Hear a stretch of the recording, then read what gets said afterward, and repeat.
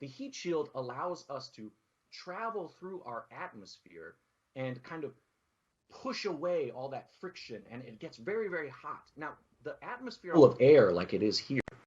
So the first step to landing is we have to slow down, and we do that with a parachute. Now, since the down all the way, there's just not enough atmosphere to push the parachute back up. So instead, what we do is we use what's called the sky crane technique. And in this case, the heat shield falls off, and the rover is actually a shell, which is a really scary idea. But it's sitting on this kind of jetpack, if you will, and it has these little down on a rope, and once it feels the ground underneath, the cable is cut the distance safely away from the rover. At this point, the rover is now ready to begin operations. It's landed safely in Jezero Crater, and we are ready to look for signs of ancient life. Means it's shaking and moving a lot, the environment that causes.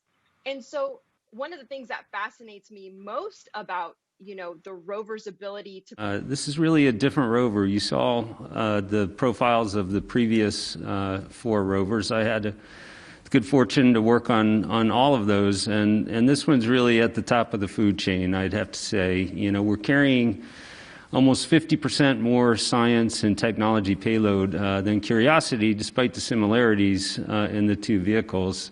This is really a much more capable system, and I think not only do we have the transformative science, which Lori and others are going to talk about today, but as mentioned, we have a lot of feed-forward technology on this mission, whether it's the Ingenuity helicopter or the ability to make oxygen from the CO2 atmosphere on Mars. How to even look for life, and all of our rovers have played important roles.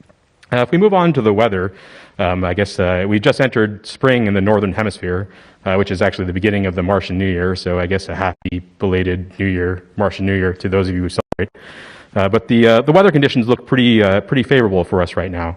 As you can see from this image, the conditions are seasonal. There are some clouds that are out there and some polar cap edge storms, but nothing near our Jezero landing site that's over there in the white. The skies look very clear and good for landing tomorrow. But even with clear skies, landing is the most critical and dangerous part of the mission. We just can't guarantee success. Thanks, Jennifer. Tomorrow's landing of Perseverance on Mars is the spectacular crux move of this mission, and it really marks a fundamental transition from the getting there phase of the mission to the doing phase, to actually exploring Jezero Crater, as Lori mentioned. There are 450 science team members from around the world, and I will say we are very much ready to take the stage. I want to tell you a little bit about what we have been doing for the last few years and what we will be doing in the next few weeks. The first important thing to understand is that Perseverance is a very capable but a very complicated piece of hardware to operate. And it's autonomous, but we have to tell it everything that it is going to do. We have to tell it where to drive. We have to tell it what observations to make. We have to tell it what samples to collect.